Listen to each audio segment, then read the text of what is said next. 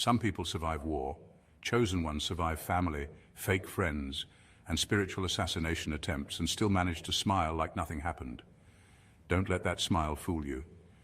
Behind that calm energy is a walking miracle, a divine enigma, a soul that's been ambushed by darkness, misunderstood by the very people they tried to save, and targeted not for what they did, but for who they are. And now, the world is about to be shocked when they find out what you survived. Here's a fact most people can't handle. Trauma doesn't always show up with scars. Sometimes it shows up as wisdom, silence, intuition, and a glow that makes demons uncomfortable. The truth is, the chosen ones weren't sent here to have an easy life. You were dropped into spiritual war zones with no manual, no backup, and, let's be honest, a few shady loved ones who came straight out of the villain chapter of your origin story, but somehow you outlived every trap. You buried versions of yourself without funerals, and you resurrected in silence while everyone thought you were done.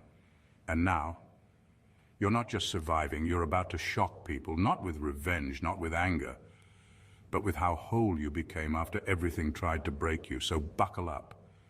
Number one, you survived the weaponization of your own kindness. You survived something most people never even realize they're going through. You survived the weaponization of your own kindness. You weren't just taken advantage of. You were emotionally manipulated by people who studied your empathy, who observed how far your heart stretched, and then used it as a weapon against you. The very love you gave was turned into a trap. They knew you wouldn't fight back the way they would. They knew you'd forgive, explain, give the benefit of the doubt. So they pushed boundaries, crossed lines, and treated you like an emotional punching bag because your kindness made them feel safe to be cruel. That's what makes what you survived so devastating. It wasn't loud, it wasn't obvious, it was subtle, calculated, and relentless. The betrayal didn't come from enemies, it came from people you went out of your way to help. People who called you when their world was falling apart but disappeared when yours was. People who cried to you, vented to you, leaned on you, then stabbed you in ways only someone close could. And even after all of that, you still questioned if you were the problem. That's how twisted it got. You didn't just survive toxic people. You survived the slow erosion of your own sense of self. Because every time they used your kindness against you, you began to wonder if maybe you were being too much, too soft, too emotional. But you weren't. You were just surrounded by people who saw your light and wanted to dim it for their comfort. And now, the same kindness they mistook for weakness has become your superpower. Because no matter how many times they tried to break it, you're still good, still giving, still loving. But now you've got boundaries, now you're awake. You survived being turned into a doormat and came out a door only the worthy can walk through. That's not just healing, that's transformation. Number two, you survived a reality that was custom designed to break you. You didn't just survive random hardships. You survived a reality that felt tailor-made to break you. The chaos in your life wasn't just a series of unlucky events. It was like everything around you was strategically designed to attack the deepest parts of your soul. While other people went through difficulties, you were going through full-blown spiritual warfare, layered in situations that felt too specific to be coincidence. The betrayals weren't just painful, they were personalized. The heartbreak didn't just hurt, it hit you in places only the universe would know mattered. That's not ordinary suffering. That's a coded attack on your calling. You weren't being punished for being weak. You were being targeted for being strong in a way that threatened everything false around you. And the craziest part, you hadn't even fully stepped into your power yet. You didn't know who you were, but life did. And so did the forces that didn't want you to remember. That's why things kept falling apart every time you got close to clarity. That's why people kept switching up on you right when you were about to elevate. You weren't just trying to survive life.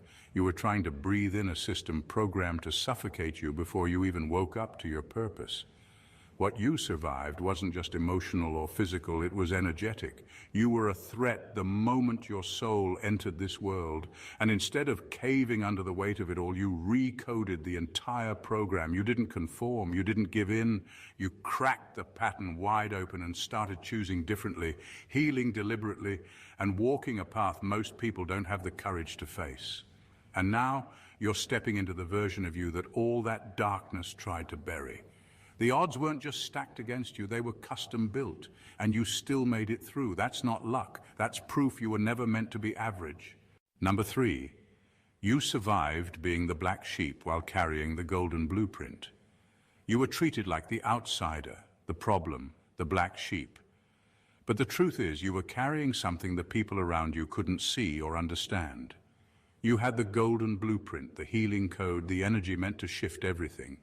But instead of being embraced, you were rejected. Not because you were wrong, but because your presence made others confront parts of themselves they were desperate to avoid. They couldn't control you. They couldn't manipulate you like they could everyone else. You asked questions no one wanted to answer. You saw through lies no one else noticed. That's why they pushed you away. You weren't born to fit into dysfunction. You were born to disrupt it. And that kind of energy isn't always welcomed, especially in families or environments built on secrecy, generational pain, and silent suffering. You were the one who said, "This doesn't feel right." You were the one who called things out when everyone else stayed quiet. But because you saw too much, felt too deeply, and spoke too honestly, they labeled you as the issue. That was never fair, but it was expected because people fear what they can't control. You survived being misunderstood in rooms you were sent to heal. You had to carry spiritual maturity while others played victim.